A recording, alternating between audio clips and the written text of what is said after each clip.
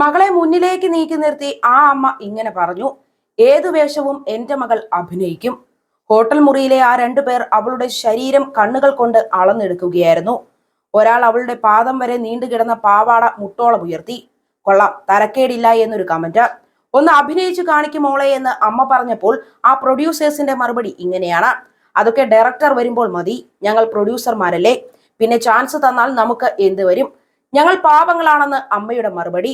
നിർമ്മാതാക്കൾ കുറച്ചുകൂടി വ്യക്തമാക്കി. പറയുന്നത് മുഴുവനും കേൾക്കൂ. ഞങ്ങളെ കൊണ്ട് കഴിയുന്ന സഹായം ഞങ്ങൾ ചെയ്യുന്നു, നിങ്ങളെ കൊണ്ട് കഴിയുന്നത് നിങ്ങളും ചെയ്യണം. നിങ്ങളുടെ സഹായത്തിനാണെങ്കിൽ മുതൽ മുടക്കില്ല. പറയുന്നത് മനസ്സിലാകുന്നുണ്ടല്ലോ. മകൾ കര പറ്റുന്നത് വരെ ഒന്ന് കണ്ണടച്ച് കളയണം, അത്ര തന്നെ.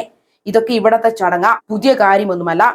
KG ജോർജ് സംവിധാനം ചെയ്ത ലേഖയുടെ മരണം ഒരു ഫ്ലാഷ് ബാക്ക് എന്ന സിനിമയിലെ രംഗമാണിത്. അകാലത്തിൽ പൊലിഞ്ഞുപോയ നടി ശോഭയുടെ ജീവിതവുമായി ബന്ധമുള്ള ഈ സിനിമ പുറത്തിറങ്ങിയത് 1983-ൽ. അന്നും അതിനു മുമ്പും ഇപ്പോഴും ഏതാണ്ട് ഇങ്ങനെയുള്ള ചില സമീപനങ്ങൾ സിനിമയിൽ അഭിനയിക്കാൻ എത്തുന്ന പെൺകുട്ടികൾക്ക് അഭിമുഖീകരിക്കേണ്ടി വരും. തലമുറ മാറിയെങ്കിലും ക്യാമറയ്ക്ക് പിന്നിൽ വലിയ മാറ്റമൊന്നും വന്നിട്ടില്ല. ആവശ്യം നേരിട്ട് തന്നെ ആയിരിക്കില്ല, വാട്സാപ്പ് വഴി എത്തും. ഒരു കുഴപ്പവുമില്ലെന്ന് പുതിയ നടിമാരെ സീനിയർ നടിമാർ ഉപദേശിക്കുകയും ചെയ്യും. മുമ്പത്തെ അപേക്ഷിച്ച് ഇന്ന് സിനിമയിൽ സ്ത്രീ പുരുഷ ഭേദമന്യേ മികച്ച സൗഹൃദ കൂട്ടായ്മ നിലനിൽക്കുന്നുണ്ട്. നടിക്കെതിരെ ആക്രമണം ഉണ്ടായപ്പോൾ അതിജീവിതയ്ക്കൊപ്പം ഉറച്ചു നിന്നത് സ്ത്രീകൾ മാത്രമായിരുന്നില്ല. നീതിബോധമുള്ള ഒരു വലിയ സംഘം പുരുഷ കലാകാരന്മാരും ഉണ്ടായിരുന്നു. അവർക്ക് സഹപ്രവർത്തകരായ നടികളെ സമാന നിലയിലുള്ള വ്യക്തികളായി കണ്ട് ബഹുമാനിക്കാൻ കഴിയുന്നു. പക്ഷെ ഇപ്പോഴും സ്ത്രീകൾ സിനിമയിൽ നിലനിൽക്കണമെങ്കിൽ തങ്ങളുടെ വഴിവിട്ട താല്പര്യങ്ങൾക്ക് വശംവദരാകണമെന്ന് നിർബന്ധമുള്ളവരും ധാരാളമുണ്ട്. സിനിമയിൽ അവരുടെ സ്വാധീനം അത്രമേലുണ്ട്. ഈ അടുത്ത കാലത്ത് സിനിമയിൽ ക്ലിക്കായ ഒരു അഭിനേത്രി നേരിടേണ്ടി വന്ന ഒരു ചോദ്യം ഇങ്ങനെയാണ്: വഴങ്ങി തുടങ്ങിയെങ്കിൽ പറയണം കേട്ടോ, ഞങ്ങളൊക്കെ ഇവിടെയുണ്ട്. എന്നിട്ടൊരു വഷളൻ ചിരിയും. അഭിനയിക്കാൻ എത്തുന്ന പെൺകുട്ടികളിൽ ചിലർ ആദ്യം മാതാപിതാക്കൾക്കൊപ്പമായിരിക്കും വരിക, പിന്നെ അച്ഛൻ വരില്ല, അത് കഴിയുമ്പോൾ അമ്മയെയും ഒഴിവാക്കും. ഇതെല്ലാം ചില കൺട്രോളന്മാരുടെ ഉപദേശം അനുസരിച്ചാണെന്നാണ് സംസാരം. പണ്ടും ഇങ്ങനെയൊക്കെ തന്നെയാണ്. ലേഖയുടെ മരണം ഒരു ഫ്ലാഷ് ബാക്ക് എന്ന സിനിമയിൽ തിലകൻ അവതരിപ്പിച്ച VS കൊരട്ടൂർ പറയുന്ന ഒരു ഡയലോഗുണ്ട്. അതിങ്ങനെയാണ്: തന്ത സിനിമയിൽ ആവശ്യമില്ലാത്തതാണ്, ഇവിടെ ആവശ്യം അങ്കിളാണ്, അങ്കിൾ. അതേസമയം ഒറ്റയ്ക്ക് വന്നാലും നിർഭയമായി അഭിനയിച്ച് മടങ്ങുന്ന ന്യൂജൻ നടിമാരും കേരളത്തിലുണ്ട്.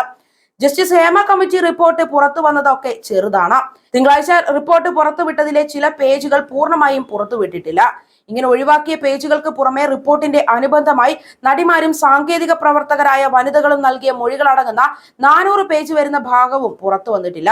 ലൈംഗിക ആവശ്യങ്ങൾക്ക് പ്രേരിപ്പിക്കുന്നതും ക്ഷണിക്കുന്നതുമായ ഉന്നതരുടെ ഉൾപ്പെടെ വാട്സാപ്പ് ചാറ്റുകളുടെ വിവരണം, സ്ക്രീൻഷോട്ടുകളുടെ പകർപ്പ്, കമ്മിറ്റി രേഖപ്പെടുത്തി ഒപ്പിട്ടു വാങ്ങിയ മൊഴികൾ എന്നിവയാണ് അനുബന്ധത്തിലുള്ളത് എന്നാണ് വിവരം. ചില സ്ത്രീകൾ രഹസ്യമായി റെക്കോർഡ് ചെയ്ത ദൃശ്യങ്ങളും സംഭാഷണങ്ങളും ഉൾപ്പെടുന്ന പെൻഡ്രൈവുകളും CD-കളും മറ്റും അനുബന്ധമായ ഇലക്ട്രോണിക് രേഖകളാണ്.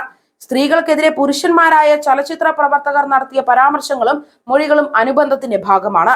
പ്രധാന റിപ്പോർട്ടിൽ 296 പേജുകളാണ് ഉണ്ടായിരുന്നത്.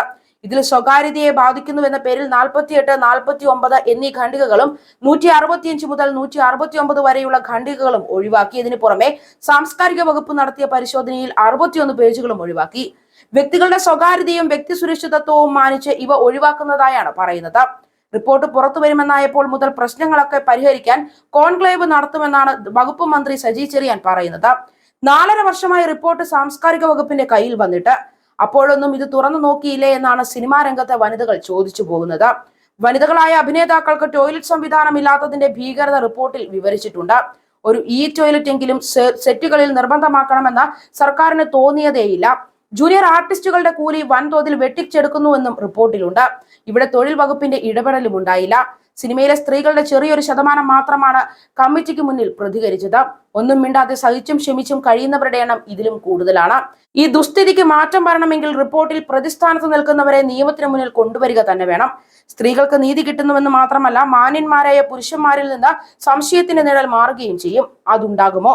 എഡിറ്റഡ് രൂപമായിട്ട് പോലും റിപ്പോർട്ട് പുറത്തു വരാതിരിക്കാൻ കരുനീക്കം നടത്തിയവർക്ക് സർക്കാർ സംവിധാനങ്ങളിലുള്ള സ്വാധീനം ചില്ലറയല്ല എന്ന് വേണം മനസ്സിലാക്കാൻ.